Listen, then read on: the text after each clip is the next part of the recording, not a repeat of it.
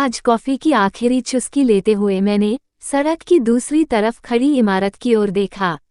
दीवार पर उभरे सुनहरे भव्य अशोक चिन्ह के ठीक ऊपर वाली घड़ी 2:03 बजा चुकी थी। सूरज की तिरछी किरणें अशोक चिन्ह के नीचे मोटे सुनहरे अक्षरों में लिखे भारत सरकार को दमको रही थीं। आगे की तख्ती पर कोष मूलो दंडा सुशोभित कारों का काफिला 2 मिनट पहले ही रवाना हुआ था। सड़क पर दूर तक फैली पीपल की चरमराती हुई पत्तियां थोड़ी दूर उड़कर कारों के साथ गई थीं, फिर चौराहे पर खड़े दांडी जाने को उद्धत बापू के पास जाकर थिरा गई थीं। उड़ी हुई धूल और धुएं का गुबार पट रहा था और दहलीज तक छोड़ने आए अफसरान वापस बिल्डिंग में लौट रहे थे। सिक्योरिटी हेड कमलेश के हाथों ने आज औसत से 3 गुना ज्यादा जय हिंद किया था। साहबों के अंदर जाने के बाद वह वापस अपनी कुर्सी पर जाकर बैठ गया था। मैंने कॉफी खत्म करके कप प्लेट में रखा, प्लेट के नीचे की पर्ची निकाली और काउंटर की तरफ चला आया। होटल मैनेजर सुनील ने पर्ची मेरे हाथ से ली और बिना देखे बगल रखी कील में घोंप दी। उसे पता है कि बिल पिछले 3 सालों से बिना नागा 25 रुपया ही है। फुटकर पैसे वापस करते हुए बोला, बड़े साहब आए थे, आप नहीं गए। मैंने पैसे समेटकर जेब में डाले और उसकी आंखों में देखा। वक्ती तौर पर लगा कि उसे जवाब दूंगा, मगर मुस्कुराया और होटल से बाहर निकल आया। सड़क पार की और इमारत की सीढ़ियां चढ़ने लगा। 53 साल पहले बनी यह इमारत बाहर से जितनी उदासीन दिखती है, अंदर से उतनी ही भव्य है। भारत सरकार के अन्य दफ्तरों की तरह जर्जर नहीं। दहलीज पार कर एक गोल बरामदा है जहां सोफे पड़े हैं, जिसके ऊपर की गुंबदाकार छत शीशे की है। फिर लगभग 100 फीट लंबा गलियारा है। गलियारे के दोनों तरफ अधिकारियों के दफ्तर हैं, जिनके सामने उनके नाम और प्रभार की तख्तियां लगी हैं। हर 10 फुट पर प्लास्टिक फूलों के गमले रखे हैं। गलियारा खत्म होते ही फिर एक गोल बैठक है, जहां से 3 तरफ को रास्ते गए हैं। तीनों तरफ अलग अलग विंग के ऑफिस हैं। चौथी मंजिल तक बिल्डिंग का ढांचा ऐसा ही है। गलियारा पार करने पर मिश्रा जी खड़े दिखे। सोफे की वृत्ताकार सजावट के ठीक बीच में खड़े हुए थे। शरीर पर सिलेटी सफारी सूट और चेहरे पर तमतमाने की हद तक गंभीरता लिए हुए इधर ही देख रहे थे। हीरे के नग से जड़ी उनकी मोंट ब्लैंक अपने चिरपरिचित स्थान सामने की जेब में लगी हुई थी। शायद मेरा ही इंतजार कर रहे थे। नजर पड़ते ही ऑफिस की तरफ मुड़ गए। उनका मूक संकेत था कि मुझे उनके पीछे जाना था। उंगलियों में फंसा हुआ गुलाबी लिफाफा, जिस पर कॉन्फिडेंशियल की मुहर लगी हुई थी, उनके चौथी मंजिल से नीचे ग्राउंड फ्लोर तक आने की जहमत उठाने की वजह बता रहा था। मुझे लगा लिफ्ट में बताएंगे, मगर मेरे ऑफिस की तरफ मुड़ गए। ITOHQ के हाथ में CIT ऑफिस का कॉन्फिडेंशियल लिफाफा अच्छे अधिकारियों के माथे पर पसीने की बूंदें भेज सकता है। बिना मेरी तरफ देखे चलते चलते ही बोले, फोन किया था। देखा ऑफिस में ही बज रहा है। फोन साथ तो रखा करो कम से कम। मैंने कुछ नहीं कहा, पीछे पीछे चलता रहा। किनारे पड़ी कुर्सियों पर बैठे जो अससी उन्हें देखकर अपनी अपनी जगह से खड़े हो रहे थे, उन्हें उंगलियों से बैठे रहने का इशारा करता रहा। मेरे केबिन का दरवाजा खोलकर सख्त लहजे में बोले, आफ्टर यू। पहले मैं अंदर आया, फिर वह स्वयं अंदर आ गए। देखिए अभी भी बज रहा है। फोन की तरफ इशारा करते हुए बोले। पीछे का दरवाजा बंद हो चुका है पंडित जी, नॉर्मल हो जाए। अपनी घूमती हुई कुर्सी पर बैठते हुए कहा मैंने। यार ठाकुर, तुम मरवाओगे किसी दिन। फोन तो साथ रखा करो कम से कम। अच्छा चाय मंगवाओ, सामने की कुर्सी पर पसरते हुए बोले। मैंने मेज के बगल में लगी बेल बजाई। लिफाफे में क्या लाए हैं पंडित जी? फिर बेल सुनने आए चपरासी की तरफ देखकर, 2 चाय भिजवा दो, चाय स्पेशल रखना। चपरासी की तरफ घूमते हुए कहा मिश्रा जी ने। फिर मेरी तरफ देखकर लिफाफा बढ़ाते हुए बोले, CIT साहब ने एक्सप्लेनेशन कॉल फॉर किया है, अनऑथराइज्ड एब्सेंस फ्रॉम ऑफिस। अब लंच पे भी ना जाए आदमी। लिफाफा उनके हाथ से लेकर मैंने दराज में डाल दिया। और कुछ, तुम काहे पंगे लेते हो बे? आधे घंटे बाद चले जाते लंच पे। क्लास 1 ऑफिसर तक जब मुजरा सलामी में लगे हुए थे तो हम तुम कौन होते हैं? मुस्कुराओ नहीं, तुम्हारे चक्कर में हम सुनते हैं अपने यूपी वाले होने का ज्यादा ही फायदा उठाते हो तुम। तो करवा दीजिए ना यूपी ट्रांसफर, आपसे ज्यादा लिंक है क्या किसी के डिपार्टमेंट में? अपनी तारीफ पर झेप जाते हैं मिश्रा जी। मुझसे 8 साल सीनियर हैं और विभाग के सबसे प्रभावशाली अधिकारियों में से एक। बालों में चांदी उतर आई है और पेट में ढोलक। चुटकुलों और चाय के सहारे जवानी बरकरार रखे हैं। कानपुर से हैं, इसलिए चेहरे पर मुस्कान विरासत में मिली है। मैंने फ़ोन उठा लिया और मिश्रा जी सामने रखी फाइल पलटने लगे। मुझे याद आया कि फ़ोन लगातार बज रहा था। अपने अंगूठे का फिंगरप्रिंट दिया। मेरी 10 उंगलियों में शंख हैं। दादी कहती थी कि जिसकी 10 उंगलियों में शंख होता है वो या तो राजा होता है या भिखारी। पता नहीं मैं क्या हूँ। 15 मिस्ड कॉल्स, 5 न्यू मैसेजेस की नोटिफिकेशन फ्लैश हो रही थी। 5 मिस्ड कॉल युवान की थी और 10 दिशा धायल की। दोनों के फ़ोन एक अरसे बाद आए थे और इत्तेफाकन एक साथ आए थे। मैसेज देखा, दिशा का मैसेज था, अहमदाबाद आई हूँ, फ़ोन पिक करो। युवान का था, जरूरी है, कॉल करो। हम किसे कॉल करूँ? पहले इस दिशा को करता हूँ वरना ये सर खा जाएगी। मैंने मन में सोचा। दिशा को कॉल किया और फ़ोन उठने के 10 सेकंड तक चक्रवात चला। समझते क्या हो, मैं कितने देर से कॉल कर रही हूँ? अब टाइम मिला है। बहुत बिजी हो, पता है। मैं अहमदाबाद आई हूँ। कब? किस लिए? आज। और तुमसे मिलने गधे। क्या? कहाँ हो? मैं अपनी कुर्सी से उठ खड़ा हुआ। मिश्रा जी आश्चर्य से मुझे देखने लगे। तुम्हारे डिपार्टमेंट बिल्डिंग के पास वाले सीसीडी में।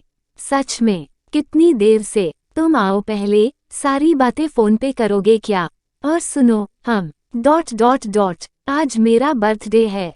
बर्थडे? आज 12 फरवरी है। उसने फ़ोन काट दिया था। मैंने कैलेंडर की तरफ देखा, फिर मिश्रा जी की तरफ देखा। उन्होंने लानत भरी नज़रों से मुझे देखा, उठे और कैलेंडर बदल दिया। कैलेंडर में जनवरी लगा हुआ था। मुझे जा ना होगा। मैंने उनकी तरफ संशय भरी नज़रों से देखते हुए कहा, चाय कैंसिल कर दीजिए। अम्मा काहे कैंसिल कर दे यार, 2 कप पी लेंगे हम। वे काहिलियत से वापस फाइल झांकने लगे। दीक्षित बिल्डर्स की फाइल थी भी रोचक। वे कई दिन से इसमें ढील देने के लिए कह रहे थे। मैंने उनके हाथ से फाइल समेटी और बैग में रख ली। एक सादे कागज़ के कोने पर दस्तखत करके उन्हें पकड़ाते हुए बोला, इस पे एक हाफ सीएल का एप्लीकेशन लिख देंगे प्लीज़। वो due to some urgent personal work वाला फॉर्मेट। मुझे तो वो वाला फॉर्मेट याद है। मैं राज रजत सिंह चौहान अपने पूरे होशो हवाश में अपनी सारी चल अचल संपत्ति पंकज मिश्रा के नाम वे मटर गश्ती से बोले। और ये रहा आपके सीआईटी मेमो का रिप्लाई। मैंने दराज से दूसरा लिफाफा निकालते हुए कहा, जाते वक्त थमा दीजिएगा। रिप्लाई, तुम पहले ही बना के गए थे, मतलब पता था कि आने वाला है। उन्होंने हैरत भरी नज़र से मेरी तरफ देखा, फिर हाथ से लिफाफा ले लिया। मैं मुस्कुराते हुए बाहर निकल आया। फ़ोन ले लिए ना अपना। पीछे से मिश्रा जी की घिसकती हुई आवाज़ आई, दिशा, पागल है ये लड़की भी। सीसीडी में बैठी है, अब बताया है मुझे। ओहो, तो मैं भी तो संत बनने चला हूँ। फेसबुक खोला होता तो सुबह ही पता चल जाता। सीसीडी ऑफिस बिल्डिंग से 1 किलोमीटर दूर था। बाहर निकलते ही कैब ले ली। मौसम में हल्की बदरी थी और नमी यहाँ के माहौल में हमेशा बनी रहती है।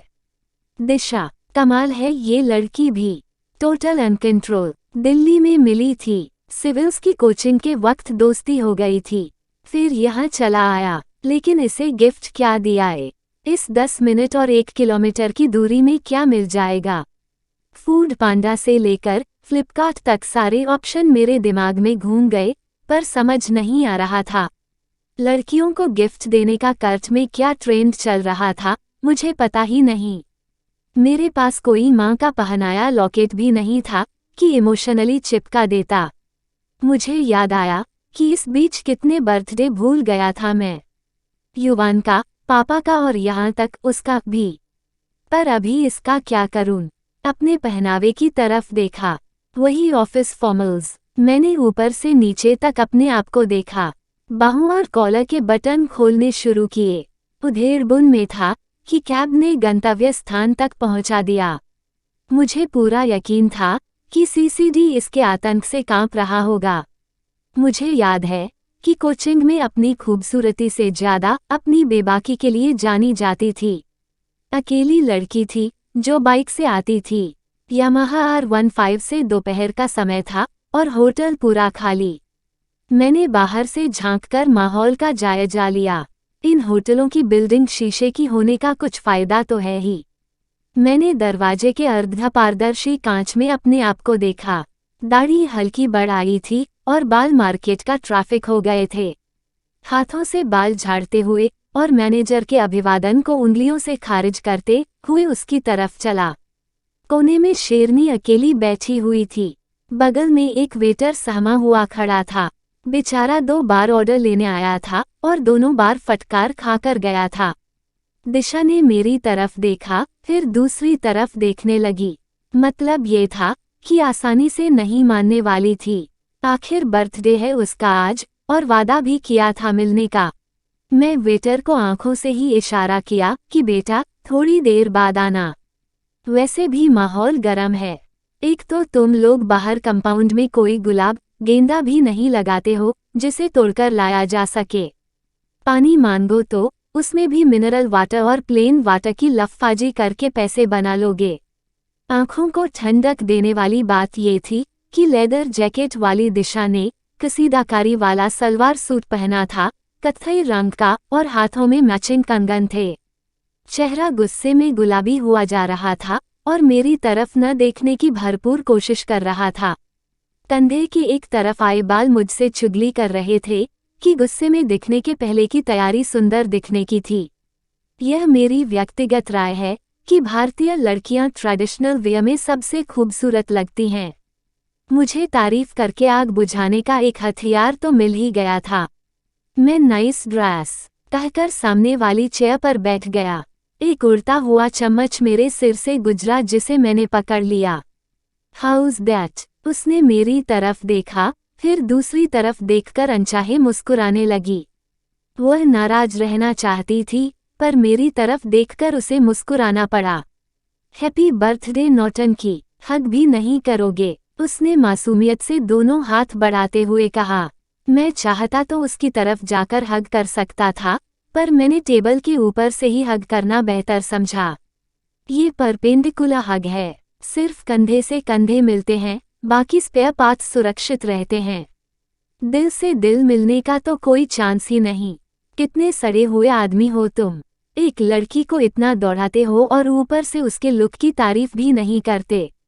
मैंने तुरंत अपने दिमाग के घोड़े दौड़ाए और किसी शायर को टीप दिया।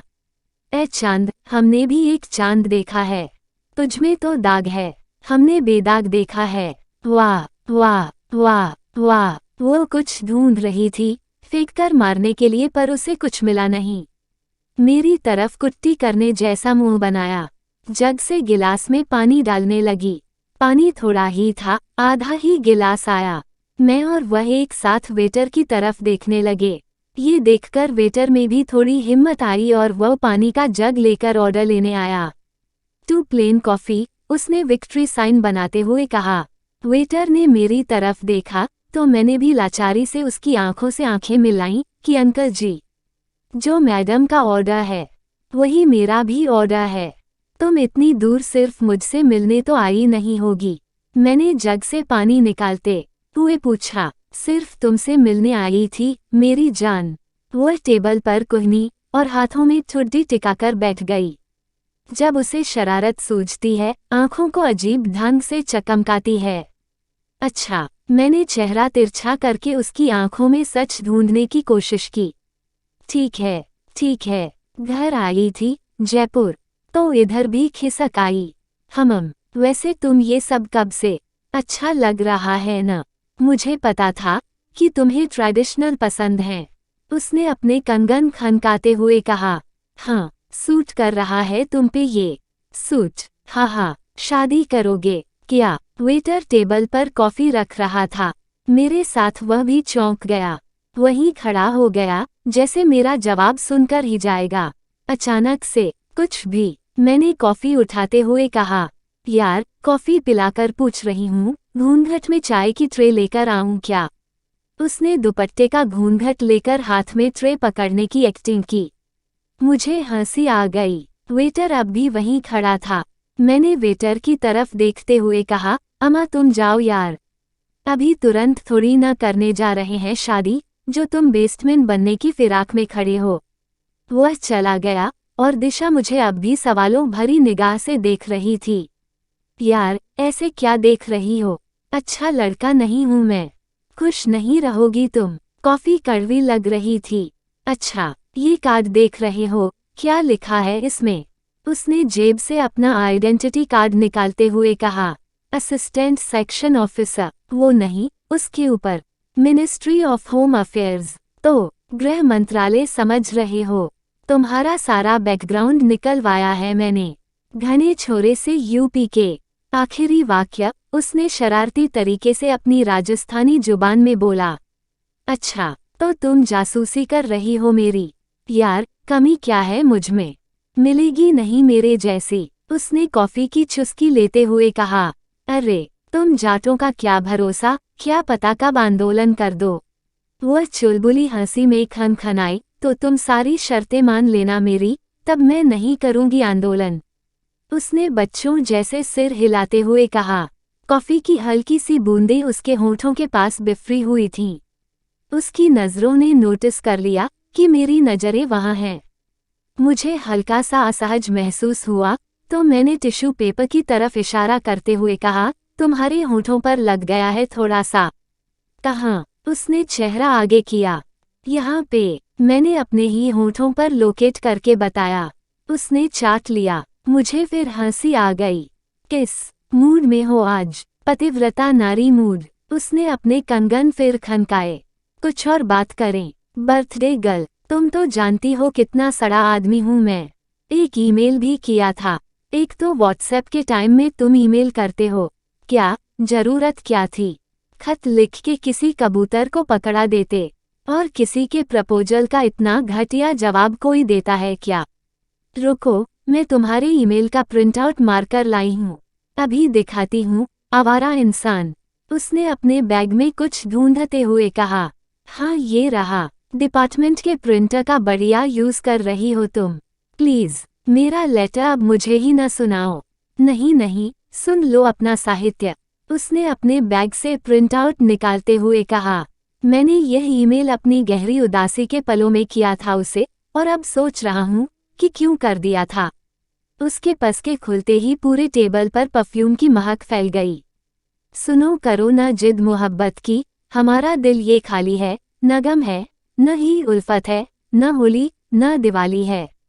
करो न। दिशा प्लीज। नहीं नहीं, कंटिन्यू। समाज और जिंदगी के मानकों से उठ चुका हूँ मैं। किसी को प्यार देकर प्यार में भी लुट चुका हूँ मैं। बस बस बस, तुम क्या सोच रहे थे कि मैं बहुत भावुक हो जाऊंगी इसे पढ़ के? बॉलीवुड हीरोइन की तरह कहूंगी कि इशिश, तुम मेरे नहीं हो पाए राज तो क्या हुआ, मैं खुद को मिटा दूंगी तुम्हें उससे मिलाने के लिए। फिर उसे ढूंढने के बहाने हम लोग वर्ल्ड टूर पर निकल जाएंगे और बीच में सनम रे गाना गाएंगे। नहीं, ये मैंने नहीं सोचा था। मेरे होंठ मुस्कान में खींच गए। तुम क्या साउथ की फिल्में ज्यादा देखते हो क्या, जिसमें एक माचो हीरो को बैलेंस करने के लिए दो हीरोइन चाहिए होती हैं? तुम जानना नहीं चाहोगी? मैंने हंसते हुए खुनकी के साथ पूछा। नहीं, मुझे इंटरेस्ट नहीं है। जो भी है, मुझसे सुंदर तो नहीं रही होगी। उसने अपने आगे आए बालों को पीछे की तरफ ले जाते हुए कहा।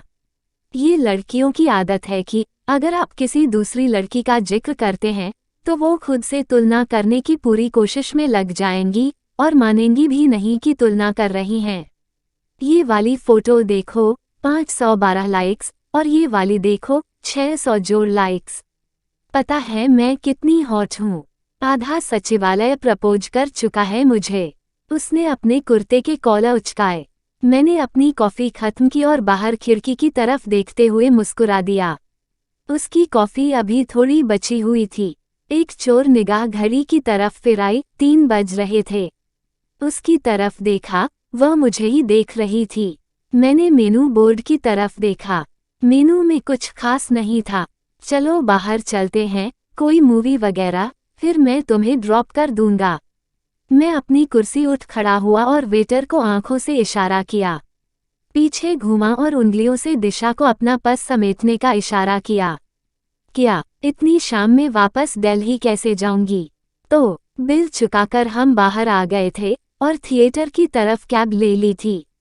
ड्राइवर को सिनेपोलिस का एड्रेस देकर हम कार की पीछे वाली सीट पर आ गए थे। रेस्टोरेंट का वेटर आते वक्त हमें आलोकनाथ की जोड़ी सलामत रहे वाली नज़र से देख रहा था। तुम्हारे फ्लैट में क्या दिक्कत है? 2 लोग रुक नहीं सकते। उसने भौहें उचकाईं। एक्सक्यूज मी, मेरे फ्लैट में? मैंने उसे विस्मय से देखा। अरे, मुझे तुम पे पूरा भरोसा है, उसने एक मुक्का मारते हुए कहा। उसके गालों पर डिम्पल आ गए थे। हलवाई डिम्पल। नहीं, मुझे तो नहीं है। मैंने उसके रात रुकने के आइडिया को रिजेक्ट करते हुए कहा। अरे, तुम देख लेना ना कि मैं कितना अच्छा खाना बनाती हूँ।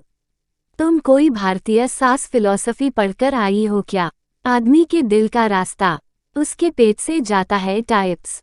अरे नोई, मैंने कल ही मम्मी से राजस्थानी खीर बनानी सीखी है। सो आई वांटेड टू प्रैक्टिस। उसने अपनी उंगलियां चटकाते हुए कहा। नो थैंक्स, चलो आज गुजराती ढोकला खाओ और कल्टी मारो यहाँ से। यार, बर्थडे है मेरा, तुम्हारे लिए आई हूँ मैं। जी नहीं, खाली हो तुम, मेंस में तो हुआ नहीं तुम्हारा। इससे राइटिंग प्रैक्टिस के बजाय लव लेटर राइटिंग की प्रैक्टिस कर रही थी। तो घूमो खाली, अहमदाबाद क्या, पूरे भारत के दोस्तों से मिल आओ। यार, मैं बहुत थकी हुई हूँ, बिस्तर पर टांगे फैलाकर सोना चाहती हूँ, उसने अंगड़ाई लेते हुए कहा। जब उसे पता चला कि ड्राइवर पीछे के शीशे में देख रहा है, झट से सीधे बैठ गई और मुझे इन आंखों से देखने लगी। तुम जानते थे ना, तुम सोओगी बिस्तर पे, हम कमर टेढ़ी करेंगे सोफे पे। तुम सो जाना मेरे पास, लात नहीं मारती हूँ मैं। जी शुक्रिया। ये दीक्षित कौन है? तुमसे क्या मतलब? तुम्हें तो इंटरेस्ट नहीं था, इतना झुंझला क्यों रहे हो? तुम्हारे बैग में फाइल पड़ी है, किसी दीक्षित की? अच्छा, ओह, अरे वो ऐसे ही, इसका सीए बहुत चालू है। हम शहर के लोकल मॉल में आ चुके थे। उसने मुझे रास्ते भर तंग किया था। ये क्या है? वो क्या है? तुम लोग लिकर का जुगाड़ कर लेते होगे ना? ओह, मैं भी किससे पूछ रही हूँ। अरे, यहाँ का कलेक्शन अच्छा लग रहा है, तुम्हारे लिए कुछ खरीद लूँ। गिफ्ट तो तुम्हें मुझे देना चाहिए। वापस आओ, टाइम नहीं है जो फुदक रही हो। उसे हाथ पकड़कर कई जगह खींचना पड़ा। यार, इस टाइम तो कोई फ्लाइट भी नहीं होगी, उसने अपना 3D चश्मा उतारते हुए कहा। शशिश, मूवी के बाद बात करेंगे, एक सेल्फी लें। शशिश, अच्छा चलो, पेपर 2 के नोट्स दो, जो मेरा छूट गया था, जालिम वहशी कहीं के। उसके तमाम तर्क वितर्क के बावजूद मैं उसे एयरपोर्ट पर ड्रॉप कराया। इतने दिनों के अकेलेपन के बाद वह 5 घंटे का भूचाल लेकर आई थी मेरी जिंदगी में। मुझे याद आया कि कई दिनों बाद मुस्कुराया था मैं, कई दिनों बाद अपने सेंस ऑफ ह्यूमर का इस्तेमाल किया था। गलत किया मैंने। रुकने और घूमने के प्लान से आई होगी, रुक जाती तो क्या दिक्कत थी? एक रात की ही तो बात थी, रात की बात नहीं थी, रात भर इसकी बातें ही खत्म नहीं होती। छोड़ो ना, नोट्स लेने आई थी, ले गई, बस, अब और क्या। नहीं यार, नोट्स तो कुरियर भी हो सकते थे, मुझसे मिलने आई होगी। ऊपर से जयपुर से अहमदाबाद इतना पास नहीं है, और राजस्थानी खीर जैसी कोई चीज़ नहीं होती। खीर ऑल इंडिया एक जैसी ही बनती है, बेवकूफ़। तुम्हारे लिए 2-4 किशमिश छुहारे एक्स्ट्रा पड़ जाते बस। कॉल करूं? मैंने फ़ोन की तरफ देखा। अब तक तो छूट भी गई होगी फ्लाइट, 12:15 पर पहुंचाएगी दिल्ली। मैं बिस्तर से उठ गया और बालकनी में चहलकदमी करने लगा। बाहर कुछ घरों की लाइट अब भी जल रही थी और पर्दों के पीछे कुछ आकृतियां अब भी जीवंत थीं। मैंने वहां से अपनी नजरें समेटी और अपने अंदर झांकने लगा। मैंने जानने की कोशिश की फ्लाइट की किसी सीट पर बैठे हुए अभी ठीक इसी वक्त उसके दिमाग में क्या चल रहा होगा। ये जो हवाओं को चीरता हुआ दिल्ली की तरफ जा रहा है और जिन हवाओं के थपेड़े मेरे गालों पर पड़ रहे हैं, जो मेरे पत्थर हो चुके दिल को गिल्टी फील करवाना चाहते हैं। अभी शशांक यहाँ होता तो इसमें भी कोई चुटकुला बना लेता। वह कहता, यार मैं गिल्टी फील कर रहा हूँ, और पूछने पर कहता, देखो ये गिल्टी निकल आई है ना, और अपने ह्यूमर पर हंसता। फिर मुझे उसके बेकार से पंच को रेटिंग देनी पड़ती, मैं उसे बस 2 स्टार देता। मैं अब क्यों उसके बारे में सोचता हूँ? मेरे पास समय बिल्कुल नहीं है उसके लिए, वो नहीं है मेरी जिंदगी में अब। मगर दिशा क्यों आई? बर्थडे के लिए। कॉलेज लाइफ याद नहीं है क्या? लड़कियां एक हाथ इधर झटकती थीं और आधी क्लास के लड़के तैयार हो जाते थे। जिनके पास बाइक होती थी वे कुछ ज्यादा फुर्सत में रहते थे। लड़कियों के पास कभी ऑप्शंस की कमी नहीं होगी। नहीं यार, वो दौर और था। 25-26 की उम्र के बाद विकल्प कम होने लगते हैं। लड़कियों के पास भी उड़ने का दौर उससे पहले का ही होता है। अभी प्रैक्टिकल होना पड़ता है। दिशा अच्छी लड़की है, तुम्हें उससे बेहतर मिलेगी भी नहीं। शादी ना एक सुरसुरी सी फैली है जिसे मैं डांटकर शांत कर देना चाहता हूँ कि चुप। ऐसा ही हूँ मैंने अपने हरे मग में कॉफी डाली। इस गोल कॉफी मग को चारों ओर घुमाकर ध्यान से देखा और कुछ देर के लिए उमड़ते भावों को दबाने लगा। भावों ने अपना रास्ता फिर बनाया। नाराज तो बहुत होगी, छोड़ो यार, मिलेंगे तब मना लेंगे। और ये तो हमेशा मजाक करती रहती है। यह पागल कभी सीरियस नहीं हो सकती। और मेरे हिस्से में कहाँ है ये प्यार मोहब्बत? बेसिक एलिजिबिलिटी ही नहीं है। मेरे पास कॉफी ने गले से उतरने से मना कर दिया। अचानक लगा कि सारी गलती इस कॉफी मग की ही है। उन दोनों की यह निशानी अब तक क्यों है मेरे पास? इसे बालकनी से नीचे फेंककर तोड़ देना चाहिए। हाँ, अभी इसी वक्त। अच्छा, कॉफी तो पी लूं। उसके बाद मैंने खुद को बताया कि कॉफी खत्म होने के बाद मैं इस मग को नीचे फेंक दूंगा। हाथ बालकनी से बाहर गए भी फिर वापस आ गए। खाली पीली 100-200 का नुकसान करना बेवकूफ़ी है। मैं अपने हॉर्मोन्स का गुलाम थोड़े ही हूँ। मुझे नहीं परवाह है इस मग से जुड़े उनके इमोशन की, जिन दोनों ने ये दिया था। एक लड़का और एक लड़की। मुझे मग के अमेजिंग इतिहास पर हंसी आई। यह एक साथ 2 लोगों की निशानी कैसे हो सकता है, जबकि उन दोनों ने इसे मिलकर गिफ्ट नहीं किया था। अब मुझे परवाह नहीं उनमें से किसी की भी। क्या मुझे अब भी इंतजार है?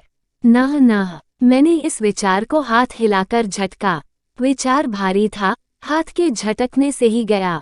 पर दिशा, मैंने उन दोनों की यादों में थोड़ी कॉफी और डाली। वापस कमरे में अपनी स्टडी टेबल पर चला आया।